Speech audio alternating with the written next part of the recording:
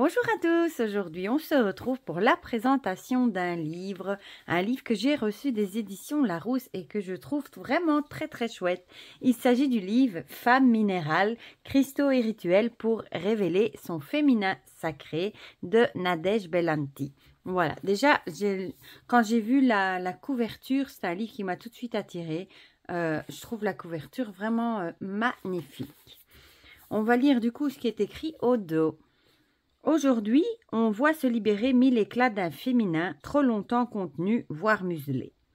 Dans ce nouveau souffle, nous sommes tout en quête d'une véritable réconciliation avec notre féminin, qu'elle soit de l'ordre de notre rapport à l'homme, notre mère et la lignée des femmes avant elle, notre corps, nos émotions, notre sexualité, notre créativité, notre maternité.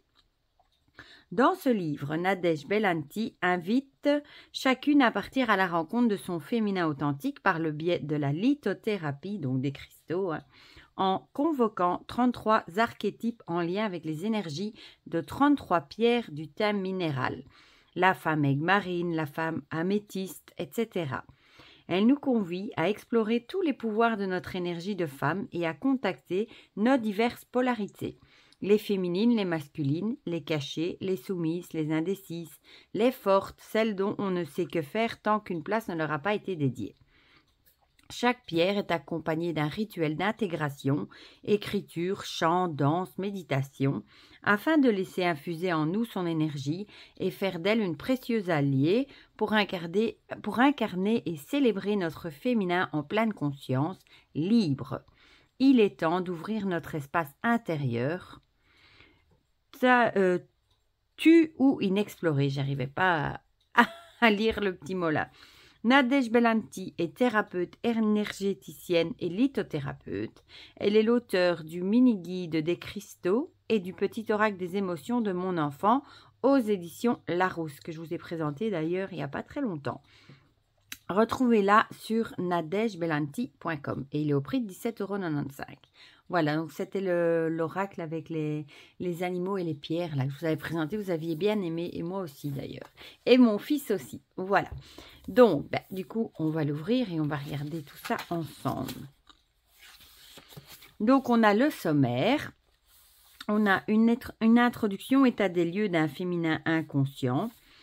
Femme minérale, femme consciente. Femme minérale, enfin ça on le verra après. Ensuite, on a de la femme à l'homme, histoire d'une rébellion, et on a plusieurs types. On a la femme améthyste, septaria, obsidienne et malachite. De la femme à ses blessures originelles, histoire d'une incarnation, on a la femme quartz-rose, rhodonite, quartz fumé, amazonite et lapis-lazuli. De la femme à son corps, histoire d'une réconciliation, on a la femme hématite, soufre, tourmaline noire, calcite bleu, quartz ou cristal de roche. Ensuite, on a de la femme à sa sexualité, histoire d'une jouissance, avec la femme jaspe rouge, apatite bleue, grenat et fluorine. De la femme à sa maternité, histoire d'un burn-out, avec la femme cornaline, pyrite, jaspe impérial et aragonite. De la femme à sa confiance, histoire d'une puissance, avec la femme citrine, apophilite, opale, azurite et topaze. De la femme à la femme, histoire d'une guérison, avec le bois fossilisé, la labradorite, la pierre de lune noire, l'émeraude et la sodalite, puis un index des cristaux et des remerciements. Donc une petite introduction, état des lieux d'un féminin inconscient. Un féminin emprisonné dans le diktat de la grande utopie de notre époque, incarner la femme absolue. Si nous élevions la voix de nos besoins, de nos véritables désirs et de nos volontés, en nous reconnectant au fil des jours, des mois, des lunes et des saisons, sans devoir choisir entre quotidien et intimité. Femme minérale, femme consciente. Je trouve cette photo magnifique ici aussi. Cet ouvrage vous propose de recentrer votre attention au cœur de votre quotidien sur votre capacité d'amour au féminin et de pratiquer des rituels pour mieux vous rencontrer, vous découvrir et vous nourrir. Femme minérale, femme alchimique. L'anti-confrontation œil pour œil, dent pour dent n'est plus. Il n'est plus temps de combattre, de mettre à mort, mais d'accueillir, de soutenir, de transmuter. Il est temps de devenir cette alchimie parfaite, cet ensemble dansant au cœur d'un monde en renaissance. Donc ici, elle nous explique qu'il y a 33 cristaux du thème minéral. Elle nous propose de partir à la rencontre des 33 archétypes féminins en lien avec l'énergie de 33 cristaux du référentiel du thème minéral. Puissiez à tout moment découvrir l'énergie qui vous compose et celle-ci devienne une précieuse alliée au quotidien. Voilà. Donc, qu'est-ce que la lithothérapie? Énergie des pierres et sensibilité pour ceux qui ne le savent pas. Chaque pierre est une association, une voie de rencontre entre vous et vos histoires, vos croyances, vos regards. 33 rituels d'intégration d'un féminin conscient. Donc, elle vous explique que chaque archétype féminin est accompagné d'un rituel pour intégrer les énergies minérales. Il pourra s'agir de chant, de création, de méditation, etc. Un rituel est un moment que nous prenons délibérément au cœur du quotidien pour poser nos intentions, nos énergies, nos besoins, en alliant l'esprit à la matière. Pour cela, nous allons utiliser des bougies, des fleurs, un autel pour accueillir nos volontés et ainsi dédier un espace à l'intégration de toutes les informations. Dans cet ouvrage, nous allons ainsi voyager entre les notions de sensibilité, de vulnérabilité, de force, mais aussi de soumission. Nous allons soulever des pans d'histoire, des tabous intergénérationnels, des recettes de grand-mère et des mémoires de sorcières. Rien ne sera mis de côté. À travers ces 33 rituels tous associés à une pierre, nous allons voyager dans une sphère atemporelle afin de rencontrer en toute humilité des espaces de nous non divulgués. Nous allons solliciter notre énergie de femme, d'homme et contacter nos diverses polarités, les féminines, les masculines, les inconscientes, les voilées, les soumises, les indécises, celles dont on ne sait que faire tant qu'une place ne leur est pas dédiée. Nous allons les nommer les archétypes. Alors, elle nous explique que travailler avec les minéraux, c'est accepter de s'ouvrir à quelque chose de plus grand que soi, une forme de synchronicité, d'amplitude de l'esprit, un regard sur l'infiniment grand cosmique pour déceler cet infiniment petit résidant sous nos pieds, attendant patiemment que nous tendions la main, le cœur vers cet trésor d'écorce terrestre. Ensuite, pas à pas au cœur de votre pratique. Alors, elle nous explique qu'on peut aborder le livre de deux façons, d'une manière très linéaire et chronologique, c'est-à-dire au fil des chapitres, pierre par pierre, archétype par archétype. Il m'a semblé important de réunir certains cristaux et de les répartir dans un format de 7 chapitres afin d'aller vers une connaissance de soi progressive, du masculin vers le féminin, de la femme à l'homme ou encore de la femme à sa sexualité. Chaque chapitre implique un cheminement, un voyage, une conscience qui se développe, se rencontre et se déploie dans le temps et dans l'espace. Donc, soit vous lisez par ordre de chapitre, soit d'une manière plus intuitive. Il y a la version de la main guidée. Cette approche est tout aussi intéressante. Il s'agit de vous laisser guider, à ouvrir le livre sur une page, un chapitre au hasard, vous laissant ainsi prendre par la guidance et sans doute par le message porteur de sens pour vous en cet instant précis. Donc ça, c'est vous qui voyez comment vous pouvez, ce que vous préférez comme méthode. Comment choisir une pierre avec laquelle travailler, pierre archétype de soutien ou de résolution de conflits. Le poids des pierres, d'un point de vue énergétique, il n'a rien de mieux qu'une belle pierre de 500 grammes pour travailler, méditer, dormir avec elle. En effet, son poids permet une action plus importante. Voilà. Par ailleurs, nous ne pouvons logiquement pas atteindre les mêmes résultats d'un minuscule galet de 20 grammes et d'une pierre de 500 grammes. D'un point de vue éthique, comment utiliser ces cristaux ? Dans les bras de Morphée, par exemple, les utiliser quand on dort, comment les entretenir, les petites pierres qui n'aiment pas l'eau, partage sur les pierres de protection. Bon, là, elle nous donne quelques bases de la lithothérapie. Et ensuite, on commence avec le premier chapitre, par exemple, la femme aigle marine, histoire d'histoire. On a une photo de la pierre, du coup, ici. Qui est la femme aigle marine? Son histoire personnelle, danger d'une vérité qui dérange, l'espace de ma vérité intérieure. Et ici, on a par exemple le journal de la femme aigle marine. Et du coup, ben, vous voyez, on a déjà des très jolies illustrations dedans. Les rituels sont toujours repris sur les pages un peu roses comme ça. Voilà. Voilà, je vous montre un petit peu comme ça. Il est très joliment illustré. Larousse fait souvent des très très beaux livres. Voilà. Femme amazonite. Voilà. Et je voulais juste aller au bout. La femme pierre de lune noire, par exemple. Histoire d'une guérison. Femme à la femme. Ici, on a quoi? La tourmaline noire. J'aime bien, moi, la tourmaline noire.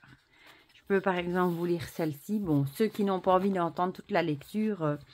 vous pouvez vous arrêter là, mais bon, je sais qu'il y en a qui aiment bien avoir des exemples pour voir si ça leur parle ou pas. Donc, je vais vous lire l'histoire. J'ai pris au hasard. Hein. La femme tourmaline noire, mon corps de mouvement. Notre corps peut s'exprimer via différents médiums tels que les arts, la création, la communication, le chant, etc. Néanmoins, pour rester ancré et au contact de ses ressentis, il est une exploration qui porte ses fruits au quotidien, c'est celle du mouvement. À travers la pratique corporelle, nous restons en adhésion avec l'équilibre, l'harmonie et la vitalité de notre corps. Celui-ci s'exprime, se meut et canalise une énergie dont il est médiateur. Avec la femme tourmaline noire, nous voyageons au cœur de nous-mêmes par le mouvement, mais aussi au cœur du monde et de ces terres inconnues. Yoga, cap ou boxe. Si le yoga et la méditation sont aujourd'hui devenus des pratiques courantes, voire incontournables pour nombre d'entre nous, il n'en était pas de même dans les années 1980, l'année de ma naissance. À cette époque, ma marraine les pratiquait, mais était l'une des rares personnes à parler chakra et position du lotus. Ouais, c'est pas faux. On me demande souvent quelle est la meilleure pratique à exercer, notamment pour garder un bon équilibre émotionnel, mais aussi pour rester connecté à ses mondes intérieurs. D'après moi, aucune n'est meilleure que les autres. Vous pouvez prendre un plaisir infini à faire de la boxe et vous ennuyer fermement pendant un cours de yoga. Ce fut notamment mon cas pendant une bonne dizaine d'années, jusqu'à trouver la pratique qui me correspondait, le yoga vinyasa, notamment grâce à l'excellente Olivia Dessolin. Sa chaîne sur YouTube permet de tenir un rythme très engageant et sollicitant au quotidien pour tous les mouvements corporels. Tu peux aussi augmenter ta souplesse et renforcer ton sentiment de stabilité intérieure. Quelle que soit la pratique que tu choisis, le but est d'y prendre un véritable plaisir.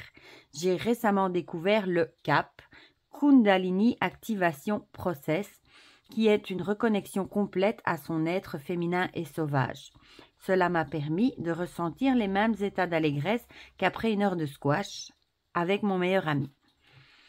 On explore ses propres mouvements, la vitalité de son corps grâce à une technique qui permet à la fois de s'exprimer, de se découvrir, mais aussi de dépasser les écueils rencontrés au cours de la journée. Alors, peu importe ton choix, boxe, yoga ou danse classique, tant que ton corps le réclame et que cela n'est pas dans l'unique but de garder la ligne, l'idéal est que tu t'y sentes profondément connecté et qu'aller à ton cours du soir ne soit pas un enfer personnel.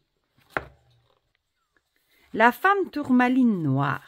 La femme tourmaline noire est une ancre. Elle s'enfonce dans la terre, s'arrime au port et permet l'exploration de nouvelles terres émergées à celle qui en ressent l'appel.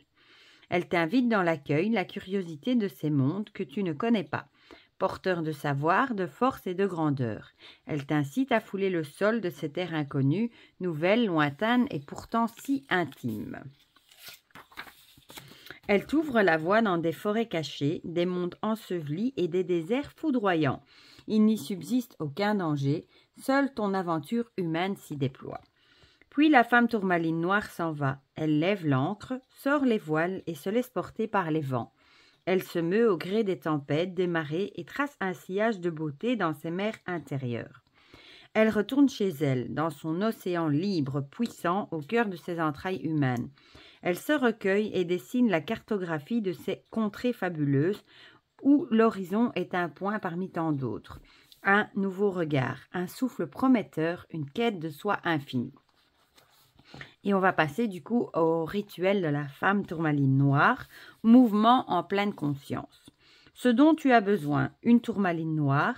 Tu peux t'accompagner de la chanson Easy Come Easy Go d'Alice on the Roof, car elle symbolise bien ce mouvement conscient entre ton monde intérieur et ton monde extérieur, avec ton corps comme médium. Ce rituel nécessite de créer un espace de tranquillité autour de toi. Prends une petite demi-heure pour être sûr de ne pas être dérangé. Si tu peux être face à un miroir, c'est encore mieux.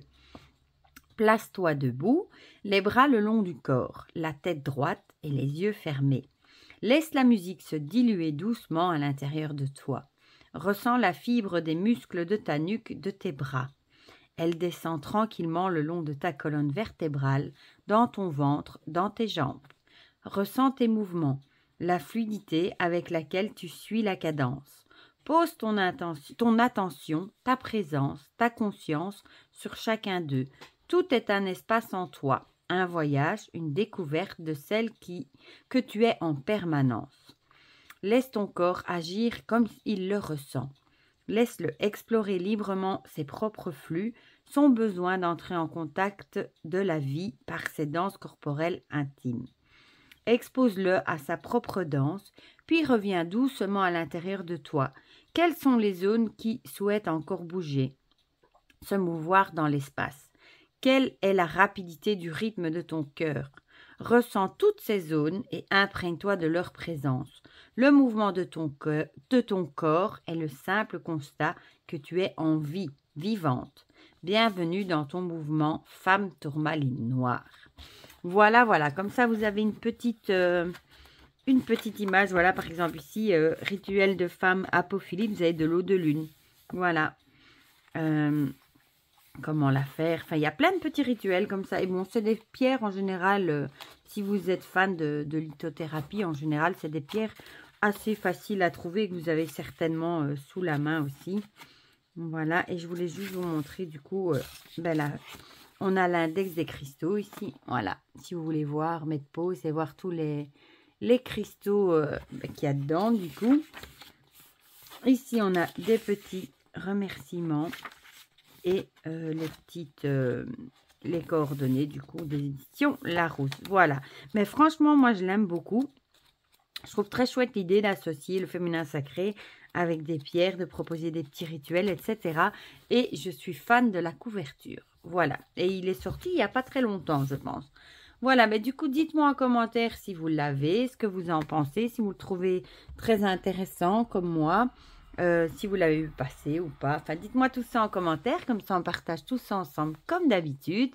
Je remercie encore les éditions Larousse qui me l'ont envoyé aussi pour pouvoir le partager avec vous. Et pour le reste, je vous fais plein de gros bisous et on se dit à bientôt pour de prochaines vidéos. Bisous, bisous!